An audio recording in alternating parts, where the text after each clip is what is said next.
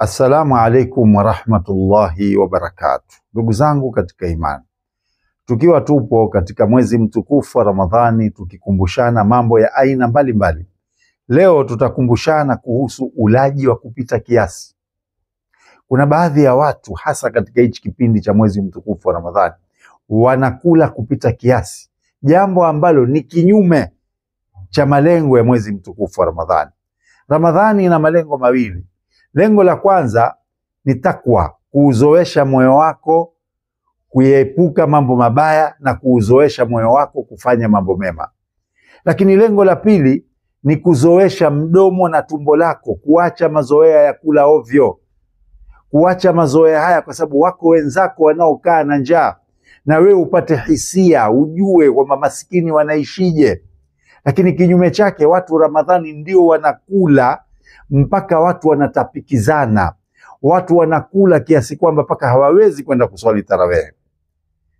Katika adui mkubwa aliyowapata baadhi ya watu katika kipindi cha mwezi mtukufu wa Ramadhani ni muadhini wa swala ya Isha. Kukiadhiniwa, mtu anazitizama saa zote, ataangalia saa ya mkononi, kushadhiniwa, ataangalia saa ya ukutani, ataangalia saa ya kwenye simu. Hajakosea huyo. Nini? Ameshiba sana kutoka pale nyumbani, anaona tabu. Tarawehi ukienda msikitini hakuna watu, kwa sababu watu wanashiba sana. Hebu tumsikilize Mtume sallallahu alayhi wa sallam amelielezaje jambo hili la watu kula sana. Katika hadithi iliyopokelewa na Miqdam bin Ma'di radhiyallahu anhu, anasema sami'tu Rasulullah sallallahu alayhi wa alihi wa sallam yaqul, nimemsikia Mtume Muhammad sallallahu alayhi wa alihi wasallam akisema, ma mala adami wa asharra min batni, hajawahi mwanadamu kujaza chombo ambacho kina shari zaidi kama pale anapolijaza tumbo lake. Mwanadamu hajawahi kujaza chombo ambacho chombo hicho kina shari zaidi kama mwanadamu pale anapolijaza tumbo lake, kwa maana anapokula sana.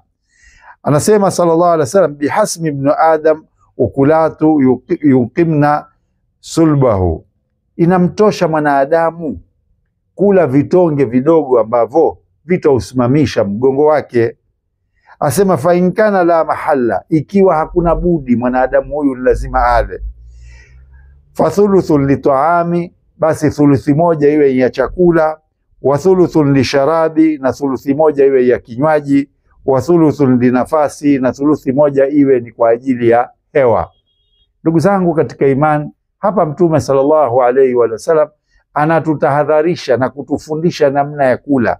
Ikiwa mtu huna budi lazima ule, basi gawanya mara tatu tumbo lako.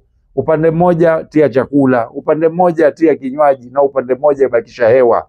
Lakini usijaze paka kooni, ikawa huwezi wewe hata kutembea, kuinuka huwezi.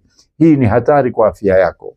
Namuomba Allah subhanahu wa ta'ala atujalie katika ambao si wenye kuwa na uroho wa kula sana, na atuepushe na madhara ya kula kwa wingi. Wakumbushe Waislamu, Allah atakulipa.